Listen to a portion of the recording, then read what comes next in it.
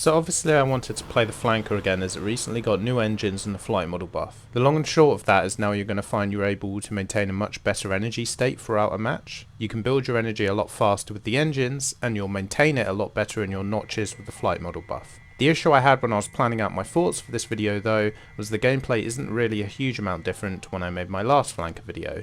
It still plays the same more or less, it's just a bit better.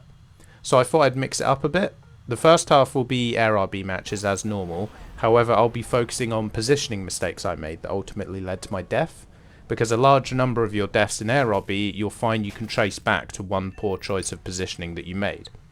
Then in the latter half of this video I'll do a little demonstrator on the turn rate buff, along with some smaller matches, which consist of a collection of some 1v1 to 4v4 warm-up scrims for tournaments, which I felt showed off the flight model a little better and gives you something different to watch. If you did want to see more flanker air RB gameplay, just hop over to Bad Karma's channel. You'll struggle to find a better player to watch and plays the Su-27SM an absolute ton. I'll leave you a link in the description and a pinned comment. Before I get into this one, I'll take a quick look at how my matchmaker was. The tendency for full and partial up tiers is obvious. Again, 14.3 and 7 don't exist, it's purely based on the bottom tier of the match in those cases. Despite the buffs, I would say it's actually a bit harder to play the flanker right now. You have a lot more people climbing high in their Eurofighters to pair with the F-15s, and they all outrange you quite a lot. Then you have to deal with the Rafales who are likely below you, who outbrawl you quite a lot. It's not to say you aren't competitive, just careful positioning and awareness are important as ever, and very easy to get wrong as you'll see.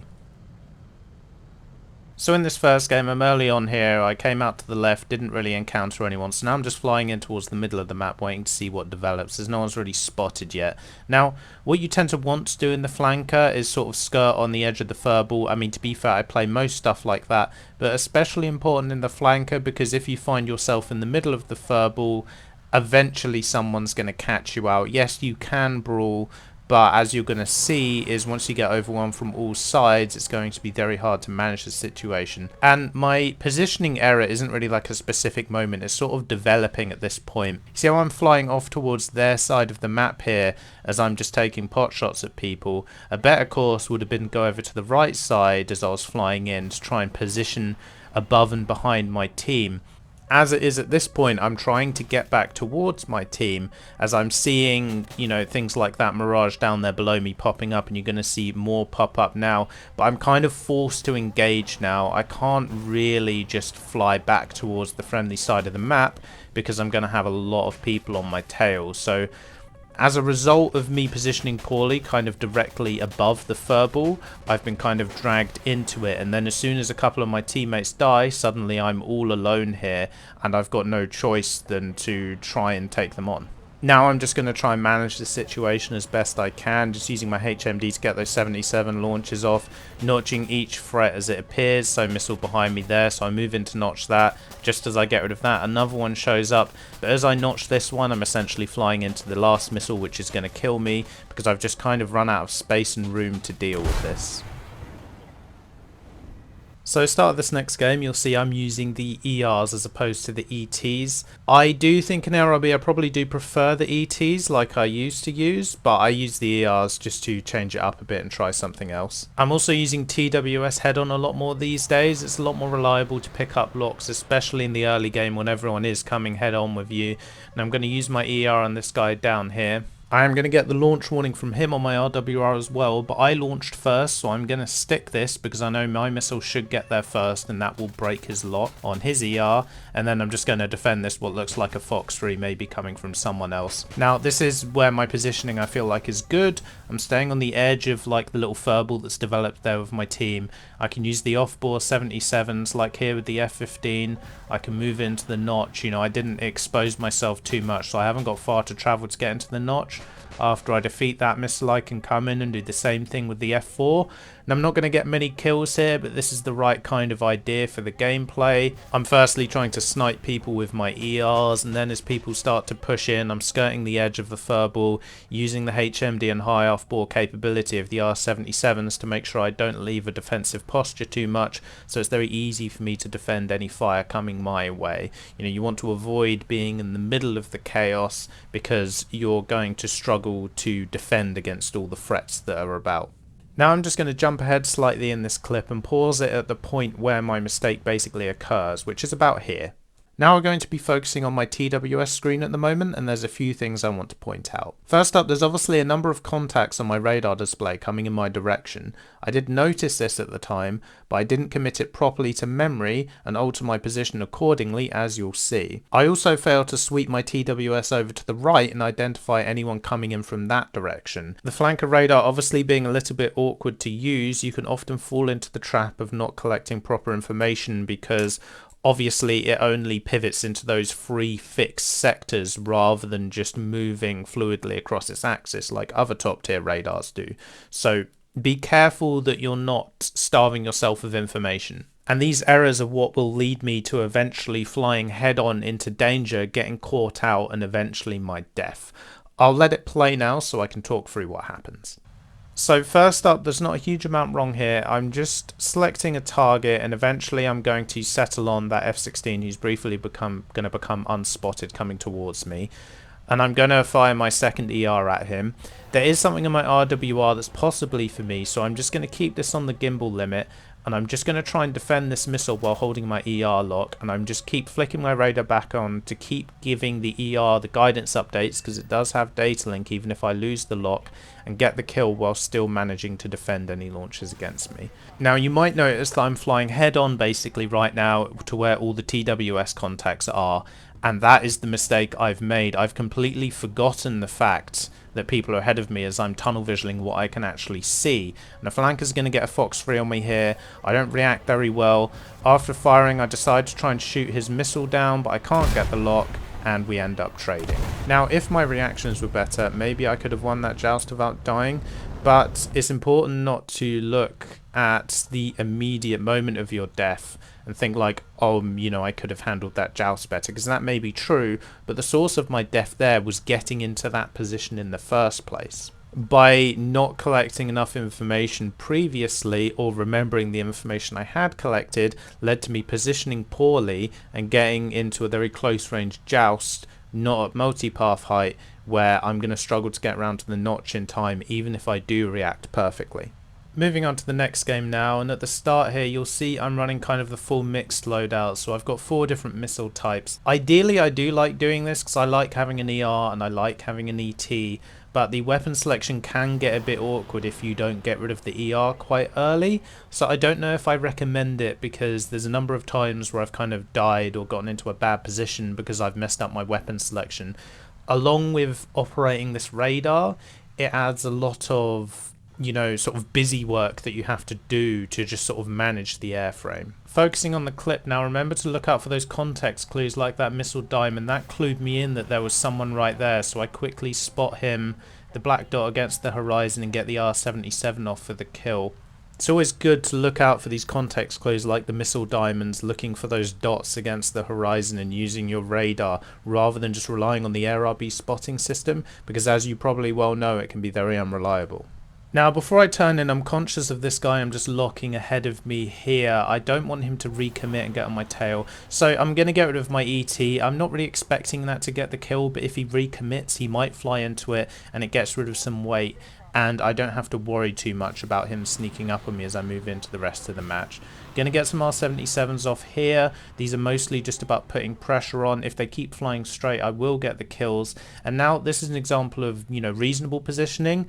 I'm making sure I'm staying, you know, with my wingtip to the furball. I'm letting my team sort of engage them close, and then I'm just going to get those off-board launches. And you'll see as I start to get spotted and missiles come back on me, it's fine because, you know, there's 2 missiles there, but they're both coming from roughly the same direction. So it's pretty easy for me to notch it, and I'm still able to pick up some kills in the process while not really giving up my defensive position. Now I've got low now. You're going to hear a missile float past my tail. Probably dodge that more by luck, but you know, sometimes you have to ride your luck a bit. And this is where my positioning starts to get a bit suspect, because I was flying towards my team, but I wanted to recommit because I've got greedy for kills basically, and that's essentially going to be the start of my undoing, even though I do get a kill there. I'm multipathing, staying low, using the buildings in the city to try and make myself a difficult target. Not sure on the moral implications there, but it's War Thunder, so I think we get away with it. Just going to flare off these missiles and get the Severe on this Typhoon, and I'm just going to pause it about here.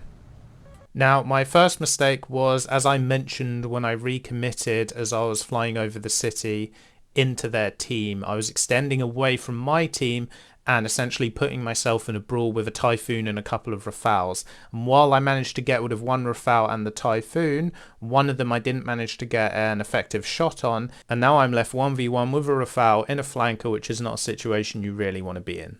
My second error is going to be how I don't really set myself up to really have a chance in this fight.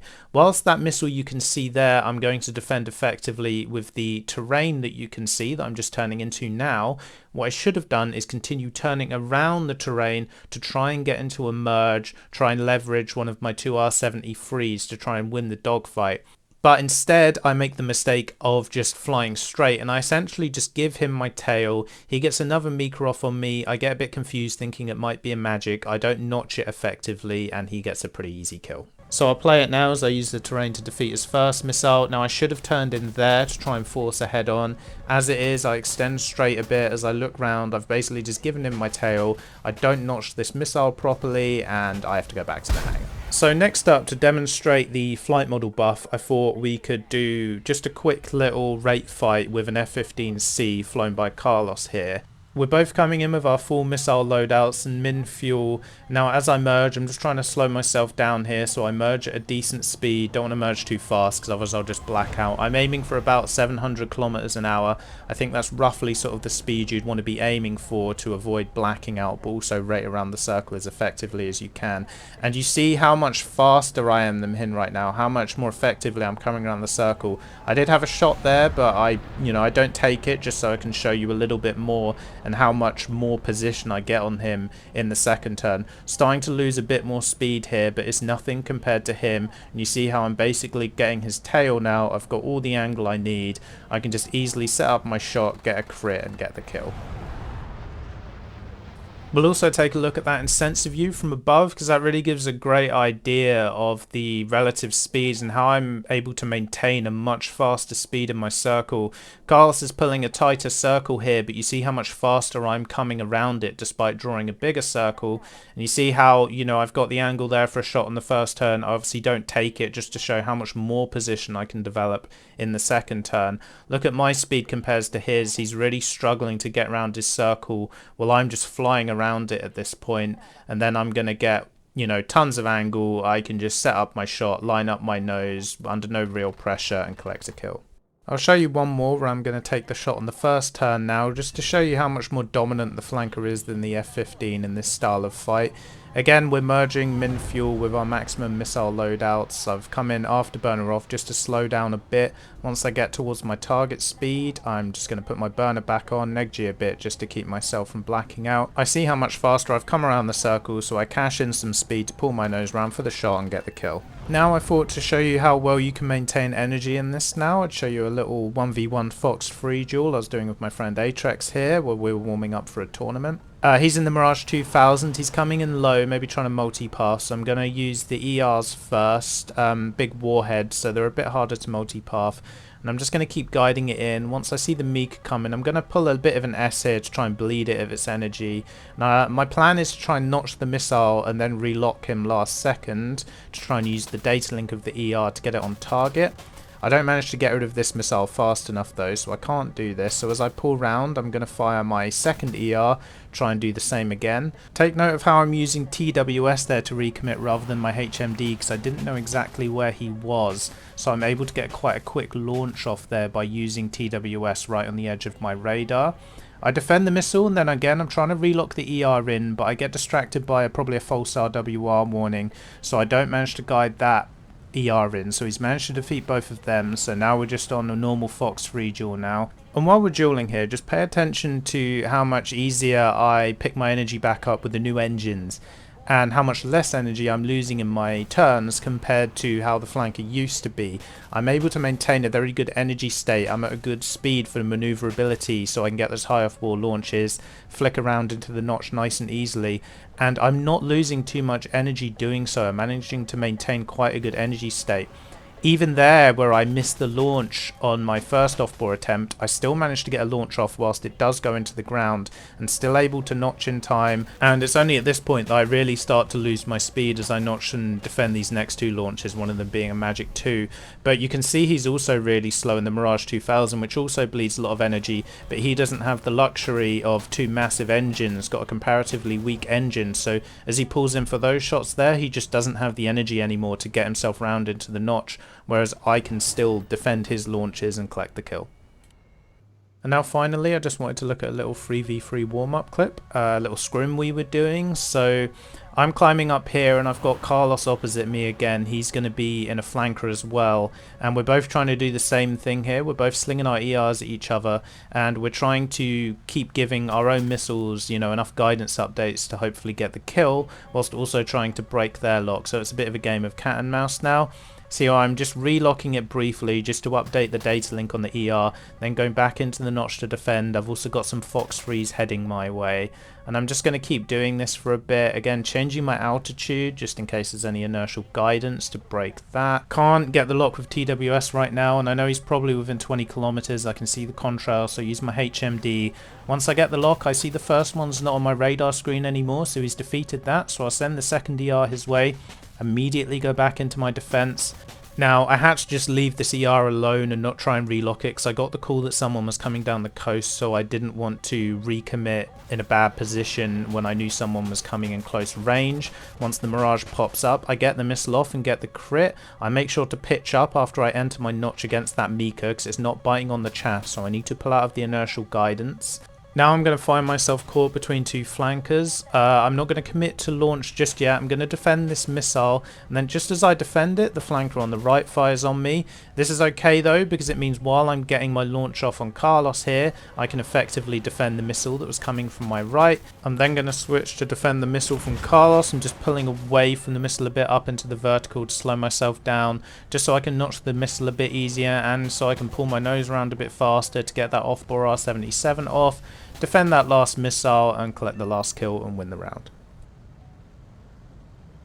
And that will be all for today. Let me know if you liked or didn't like this slight change in format. I won't be doing this for every video regardless. I just wanted to add a bit more flavour to this one, given what I mentioned at the start about the Air RB gameplay being a bit samey to my last flanker video.